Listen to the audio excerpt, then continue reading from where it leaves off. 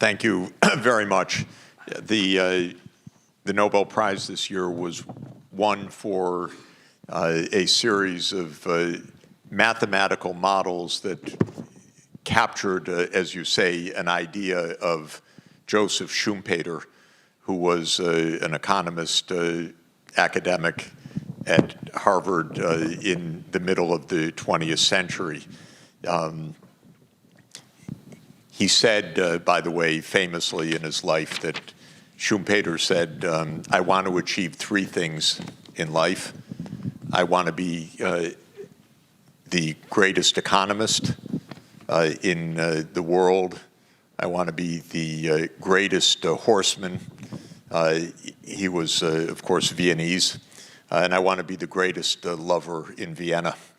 And he said, I've achieved two of the three, but I won't tell you which.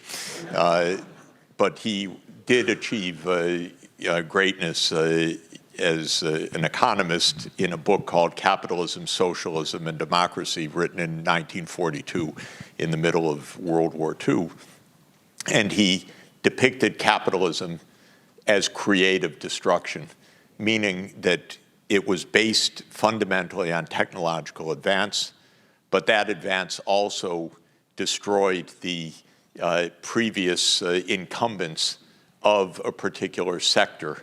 So you could think electric vehicles is an example of creative destruction.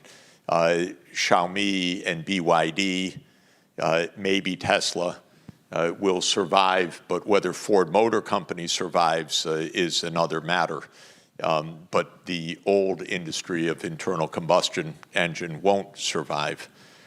Now, what is free about creative destruction is that the society has to allow the old to decline to make room for the new.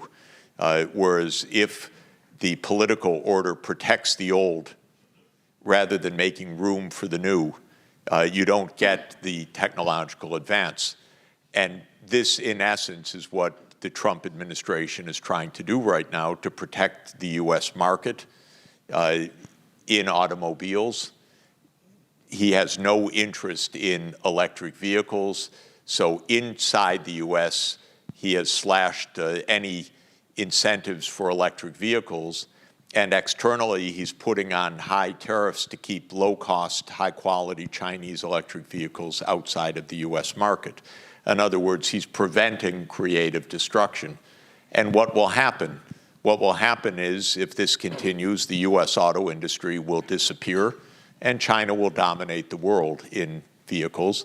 And ASEAN, if it's smart, will be producing a lot of Chinese electric vehicles in joint ventures in the next 15 or 20 years. So invite them to Indonesia, Malaysia, Laos, and so forth to produce cars in ASEAN, because all the factories will not be in China by any means. So this is the interesting point. And what these modelers did this year was show you could model in a very nice way Schumpeter's point. It does raise the question, where does the innovation come from? And innovation is a tricky business, because when you create an innovation, or as Paul Romer, another Nobel laureate a few years ago, said, when you create a blueprint for a new tool, that becomes a replicable good. So it is part of the global commons, that knowledge. But if it's part of the commons, how do you reap the rewards of the innovation? And there are several answers to that. But one of them is patents, for example. You protect your intellectual property over a period of 20 years. That's one answer. It doesn't work for scientific advances, though. Einstein did not patent E equals mc squared, and he wasn't able to patent general relativity, so everyone else had to use classical Newtonian mechanics, except if they paid Einstein.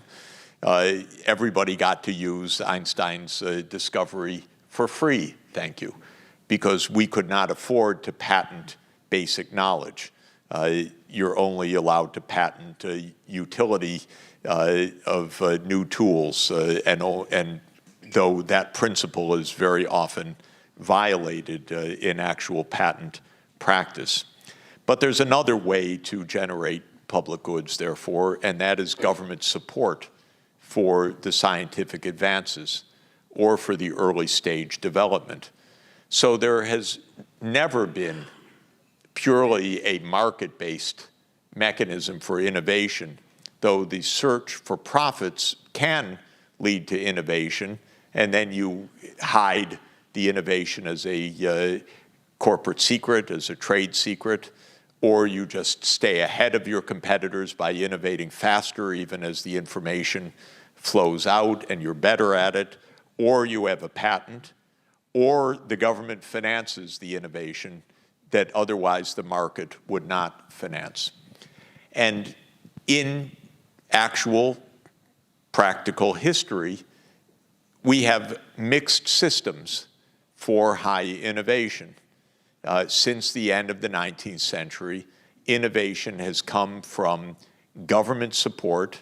It's come from universities paid for by government. It has come from corporate monopolies like AT&T, which ran Bell Labs, which gave us the transistor in 1947. It's come from patent rights. It's come from trade secrets. It's come from stealing other people's ideas. It's come from all sorts of directions. So the idea that this is a market phenomenon is not right. It's an ecosystem, we know. Some of you are involved in financing the innovation ecosystem. And there will be a government player. There will be maybe Temasek. There will be some other investors. There will be maybe a science foundation, maybe the universities, maybe a corporate startup, maybe some private venture capital, and so forth. And the success is designing that ecosystem. In the US, the rhetoric, when I was trained in economics, was we have a market economy. Well, nonsense.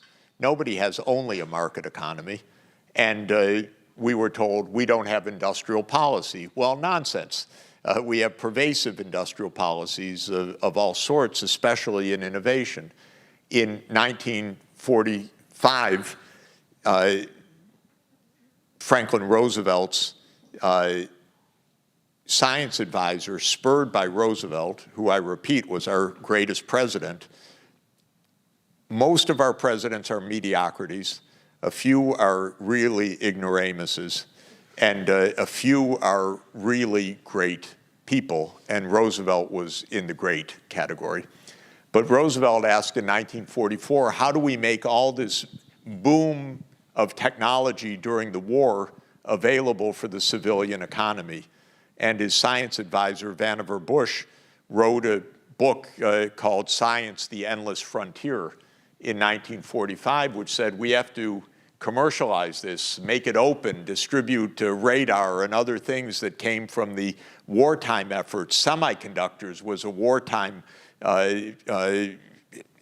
advancement, computers and so forth, and make this available. And they developed the National Science Foundation, scholarships, linkages of government contracts to the private sector. Silicon Valley was made by the space program in the 1960s, which bought up so much of Silicon Valley's output by the space race in the 1960s and so on. The internet is a Defense Department project, of course. The genetics sequencing was a government program. And the list is endless. So it's always been partly government supported. Last year's Nobel Prize was for three people who said the US will inevitably win the innovation war because it has an open system and China will lose. I doubt it. I really doubt it. Nobel Prizes are not awarded for accuracy, by the way. They're awarded for interesting things, but not for their accuracy. In my mind, China has an incredibly dynamic innovation system. It is a mixed system. When you ask where did electric vehicles come from, first it started with a Chinese government intention to support this sector, declared, for example, in the Made in China 2025 program, very successful program. But then it came from 400 private, entrepreneurial, heavily competitive electric vehicle producers, many of them phone companies and others that are getting into the car business for the first time and completely outcompeting Ford, GM, Mercedes, doing things that they shouldn't be doing because the incumbents are protecting their defunct technologies rather than competing in the new technologies. So I'm very bullish on Chinese innovative capacity.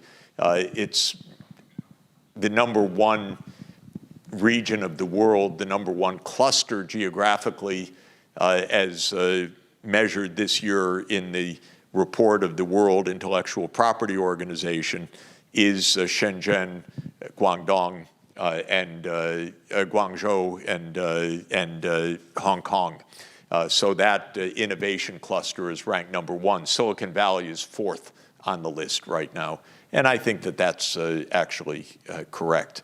One thing that China has that the United States doesn't have is that China not only innovates, but it actually produces, whereas the United States innovates and it outsources to this region. That's not so effective, actually, because there's also a feedback from the production back to the innovation, and China has a production innovation system that the United States does not have. So China is driving down costs in a way that the United States could only dream of doing, and that is partly because of the direct feedback from innovation to manufacturing cycle back to innovation, and that has been lost in the U.S. context.